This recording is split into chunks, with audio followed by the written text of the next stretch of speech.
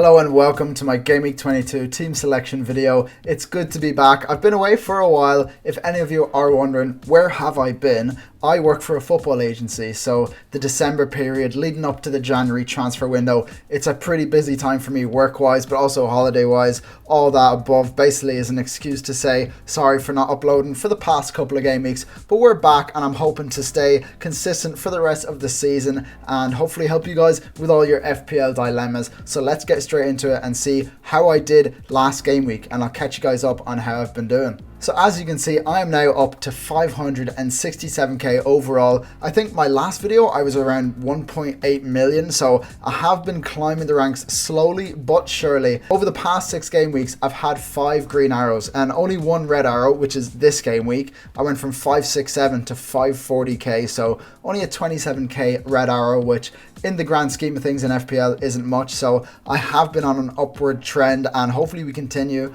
but I'll show you guys how I did. Last game week I had double Arsenal clean sheet, Raya and Timber with 6 points each. I had Malik Chow and Alderete cancelling each other out because Chow had a -1 and Alderete got 1 point, and then Nathan Collins, my Ireland captain, absolutely clutching it up for me again. He has been insane for me the past few game weeks, so I'm really happy I got in on him early. Really happy to have him in my team. Into the midfield, not so good. Not so good from my midfielders. CUNHA 2-pointer, Foden 2-pointer, Rogers 3-pointer, Cherky 1-pointer, and Harry Wilson, my budget midfielder. He is the saving grace of this midfield, to put some respect on it. And then up top, Haaland with a 12-pointer, 6-pointer with captaincy of course. And then on the bench, Ekitike was the man to come off. It looks like Konate was the play. I should have started him ahead of Alderete on my bench. Actually, what I did do was bench Ekitike and Konate anyways. It wasn't an auto sub. I just knew Ekitike wouldn't play and I had Alderete starting in this team. Should have played Konate, but I did expect Arsenal to score. Yeah, I made the wrong decision there, unfortunately. Missed out on a few points. Should have started Konate ahead of Chow. Would have been an 8-point gain, but is what it is. Let's look ahead to what the team is looking like for game week 22.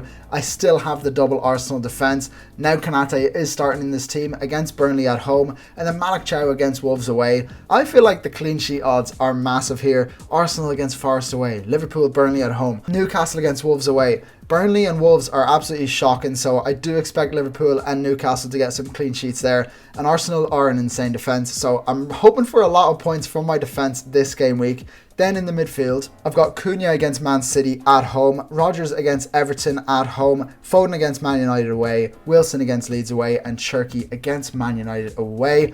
CUNHA is probably on the chopping block for me, and we will get into my transfer plans very shortly. I think if you have CUNHA in your team, you should be looking to move him on. The obvious move is probably just getting Bruno Fernandes in straight away, but there are some other ways that you can try gain some points over the next 2 game weeks, because Man United do have 2 really tough fixtures in the next 2, Man City at home and then Arsenal. So yeah, not ideal for Man United players. Bruno Fernandes, still a fantastic pick. He's basically fixture proof, so you can get him against anyone. But yeah, CUNHA is on the chopping block for me. Rogers, I really like him as a CUNHA replacement if you don't have him. I do think Rogers is a good pick. He is heavily overperforming his XG, but he's the type of player that tends to do that anyways. He does find the back of the net from insane positions quite often, so those long range finishes is what makes a player overperform their XG. Obviously not ideal from a data perspective. You want a player to slightly underperform their XG if anything, you know, so the fact that he's not getting a lot of high quality chances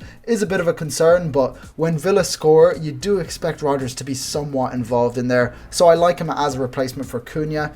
Next to him is Phil Foden.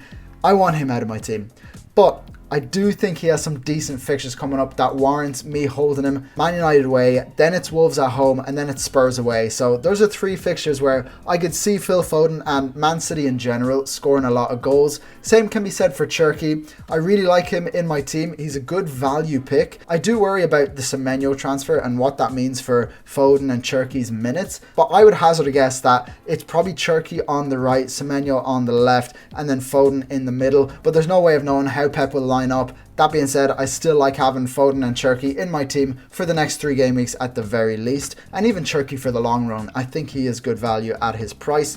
And then Harry Wilson, speaking of good value at his price, an absolutely insane pick for his price. Leeds away this game week. Very happy to have him in my starting 11. And then up top, Of course, Erling Haaland against Man United away. He absolutely loves to score against Man United. That's why he has the captain's armband. But we will see if he actually does end up with my captain's armband, because next to him is Hugo Ekitike, who I have held. He came on midweek for Liverpool in the 60th minute and grabbed the goal and an assist. So he's back fit and firing. I do expect him to do some damage against Burnley at home, and I'm very, very tempted to put the captaincy armband on him. Then on the bench we have Alderete against Crystal Palace at home in first place, followed by Collins against Chelsea away, and then Mark Giu against Brentford at home on the bench. Obviously Dubravka against Liverpool away also there. There is a case to be made that Alderete could sneak his way into this starting 11, but I'm just not so sure the upside is necessarily there. Also Collins against Chelsea away. Chelsea do know how to find the back of the net, so more than happy to have him second on my bench. I do like the security of Alderete first on my bench there, because I don't actually think he'll do too bad. I think he could get some points this game week. Now onto my transfer plans. How am I going to fix this team? The obvious move, as I said already, I think is to get rid of CUNHA, who plays Man City at home, followed by Arsenal away. I think CUNHA just hasn't been firing recently, and I want him out of my team. I already said the obvious replacement is probably just to go to Bruno Fernandes, but with Man City and Arsenal in the next two fixtures, I do think we can go elsewhere slightly, and I have in mind that insane Chelsea run from game week 24 onwards. But if you actually look at the fixtures now for Chelsea, Brentford at home and then Crystal Palace away, which isn't ideal, but then it's West Ham at home, Wolves away, Leeds at home and Burnley away. So you play West Ham, Wolves, Leeds and Burnley in the space of 4 fixtures, and 3 of them are at home. So absolutely insane fixtures, and I might as well just hop on early, because Brentford at home this game week, not the worst fixture. I know Brentford have been quite solid defensively, and I do have Nathan Collins in my team, who has been an absolute saviour for my FPL rank. But I just think that Enzo Fernandez, at his price, he offers a lot of good value, and with Palmer suspected to be out for a while with his injury issues,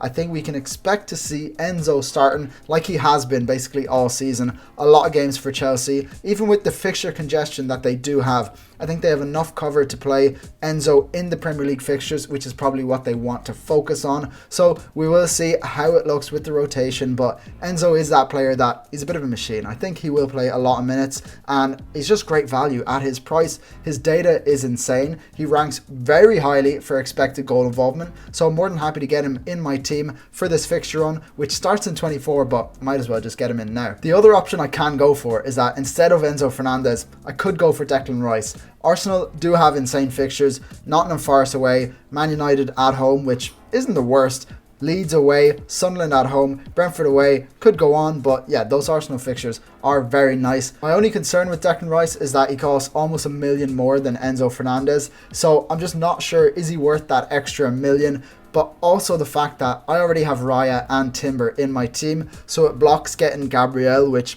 obviously would be triple Arsenal defence. I think the ideal Arsenal triple up right now is Gabriel, Timber and Declan Rice, but I've got Raya in my team. Maybe the obvious move is just to get Declan Rice in now, especially with the fact that Arsenal could have a double game week if things pan out with the League Cup. But we'll just have to wait and see. I think hopping on Enzo Fernandez now is probably the move that I will most likely go for, but Declan Rice is definitely tempting me. The other thing I have to consider is that I have 2 free transfers and I don't have Gabriel, so I could go Collins to Gabriel. Now, that seems like an absolutely obvious no-brainer move, but when I start to think about it and how it affects my team, getting Gabriel in now means, first of all, I have triple Arsenal defence, which it's not the worst. I don't absolutely love it, but I do think it offers a lot of upside, but it's just a huge risk every game week. Anything can happen in a game of football. Anyone can score against anyone in the Premier League. Something happens, a ball bobbles this way, it bounces, and then as you know it, triple Arsenal clean sheet is wiped out of my FPL team. So I'm not sure I want to, take on that amount of risk with the triple Arsenal defense. But obviously, if you are going to triple up on any defense, it is going to be Arsenal over and over again.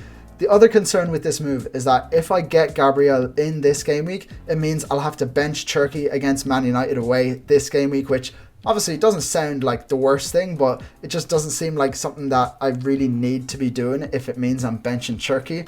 The main issue with this is that I wouldn't have Collins. I'd be doing Collins to Gabriel, which means I wouldn't have Collins in game week 23 when he plays Nottingham Forest at home, and they have one of the highest clean sheet odds. Brentford have very high clean sheet odds that game week against Forest at home. So it's just a lot of things piling up to say that maybe I don't need a triple up on Arsenal defence with Gabriel this game week, but every game week that I don't own Gabriel is, a terrible game week for me because he just keeps on doing very well in FPL. I just think that it's not worth the extra transfer based off the fact that I'll have to bench Turkey and that I'll miss out on Collins against Forest at home the following game week. So if you twisted my arm and made me make a decision today, I do think I would do CUNHA to Enzo. And if I do go with that option, I'll show you how my team looks. So it would be Enzo in for CUNHA. I'd have him there and I would, have my team line up like that. The following game week, then I'd get Gabriel in for Konate. So I'd hold on to Konate for Burnley at home. I'd get Gabriel in for Man United at home. Triple Arsenal defence has been activated. Then I have Collins against Forest at home and Alderete against West Ham away. A nice back four. And my bench is actually pretty solid, but we'll get to that. I have triple City attack, Foden, Cherki and Haaland against Wolves at home, which is lovely. Enzo against Crystal Palace away, Harry Wilson against Brighton at home, and then Ekitike against Bournemouth away. You can make a case to start Rodgers and Chow over anyone, Wilson or Cherki or Alderete, Enzo, whatever you want. There is a bit of a benching headache here, but I think I just bench Rodgers, who play Newcastle away, which is never easy. And then Malik Chow, I'm benching him against Rodgers because maybe Aston Villa do score. I don't know what I'm thinking there. I'm just going to bench both of them because they play against each other and see how it pans out. But then in game week 24, triple Arsenal defence against Leeds away is absolutely lovely. Then I'd have Alderete against Burnley at home. Chalobah then comes in for Nathan Collins. He has that insane run there. West Ham at home, of course. Enzo against West Ham at home as well. Rodgers against Brentford at home, followed by Watkins, who comes in for Ekitike, also of course playing Brentford at home. And then I still have triple City attack there, Foden, Cherki, Haaland. The Ekitike to Watkins move doesn't absolutely have to happen this game week. I could just do Foden to Bruno, because by this point Bruno would have already played against Man City and Arsenal and he would have Fulham at home this game week. But I don't mind Foden against Spurs away. I do think the obvious move is just to get Bruno in anyways. We'll see how he does against City and Arsenal, of course. This is FPL, so obviously plans never actually go to plan. Something's going to happen, someone's going to get injured. We'll see how it goes.